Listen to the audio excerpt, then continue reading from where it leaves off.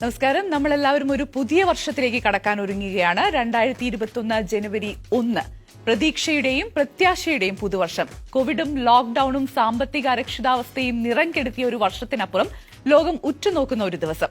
തീയതിയും കൊല്ലവും മാറുന്നതിനൊപ്പം രാജ്യത്തെ ചില നിയമങ്ങളും ഈ ദിവസം മുതൽ മാറും.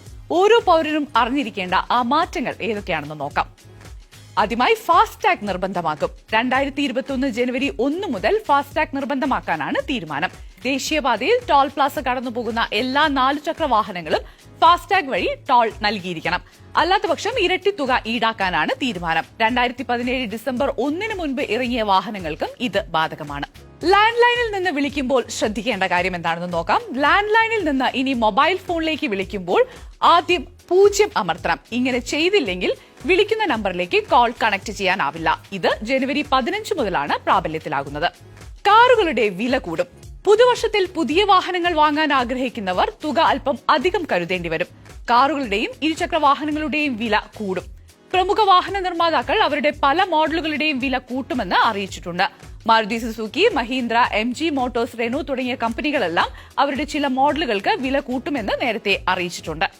കോൺടാക്ട്ലെസ് ട്രാൻസാക്ഷനിലാണ് ഇനിയൊരു മാറ്റം. കോൺടാക്ട്ലെസ് ട്രാൻസാക്ഷന്റെ പരിധി RBI 2000 നിന്ന് 5000 രൂപയായി ഉയർത്തി. ഡെബിറ്റ് ക്രെഡിറ്റ് കാർഡ് വഴി 5000 രൂപയുടെ ട്രാൻസാക്ഷന് ഇനി പിൻ നമ്പർ ആവശ്യമില്ല.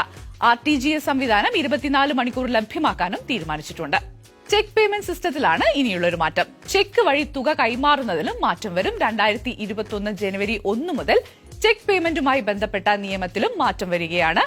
പോസിറ്റീവ് പേയ്മെന്റ് സിസ്റ്റം എന്നാണ് ഇതിന് പറയുന്നത്. 50,000 മുകളിൽ തുകയുള്ള ചെക്ക് കൈമാറുമ്പോൾ അത് നൽകിയാൽ ചെക്കിലെ ചില പ്രധാന വിവരങ്ങൾ ബാങ്കിന് കൈമാറണം. അതായത് ചെക്കിലെ തീയതി, ബെനിഫിഷ്യറിയുടെ പേര്, തുക എന്നിവ SMS ആയോ മൊബൈൽ ആപ്പ്, ഇന്റർനെറ്റ് ബാങ്കിംഗ് വഴിയോ ബാങ്കിന് കൈമാറണം.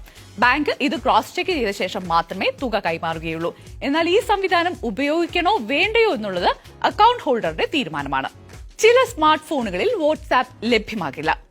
2021 ജനുവരി 1 മുതൽ ചില ആൻഡ്രോയിഡ്, iOS ഫോണുകളിൽ വാട്സ്ആപ്പ് പ്രവർത്തിക്കില്ല. കാലഹരണപ്പെട്ട സോഫ്റ്റ്വെയർ ഉള്ള ഫോണുകളിൽ വാട്സ്ആപ്പ് പ്രവർത്തിക്കില്ലെന്നാണ് കമ്പനി അറിയിച്ചിട്ടുള്ളത്. അതായത് ആൻഡ്രോയിഡിന്റെ 4.0.3 മുൻപുള്ള വേർഷനുകളിൽ ഇനി വാട്സ്ആപ്പ് പ്രവർത്തിക്കില്ല. 4.0.3 മുതലുള്ള ആൻഡ്രോയിഡ് വേർഷനുകളിൽ മാത്രമേ ഇനി വാട്സ്ആപ്പ് പ്രവർത്തിക്കുകയുള്ളൂ. ഐഫോണിന്റെ ഓപ്പറേറ്റിംഗ് സിസ്റ്റമായ iOS 9 മുതൽ മുകളിലേക്കുള്ള വേർഷനുകളിലും വാട്സ്ആപ്പ് ലഭ്യമാകും. GST റിട്ടേൺ ഫയൽ ചെയ്യുന്നതിലും ഇളവുണ്ട്. ചെറുകിട സംരംഭകർക്ക് GST റിട്ടേണിൽ ഇളവ് നൽകി. 5 കോടിയിൽ താഴെ വാർഷിക വിറ്റുവരുമാനമുള്ള സംരംഭകർക്ക് 3 മാസത്തിലൊരിക്കൽ മാത്രം ഇനി GST റിട്ടേൺ ഫയൽ ചെയ്താൽ മതി. എന്നാൽ നികുതി എല്ലാ മാസവും അടയ്ക്കണം. പുതിയൊരു വർഷത്തിലേക്ക് കടക്കുമ്പോൾ നിയമത്തിൽ നമ്മളെല്ലാവരും അറിഞ്ഞിരിക്കേണ്ട ചില പ്രധാനപ്പെട്ട മാറ്റങ്ങൾ ഇതൊക്കെയാണ്.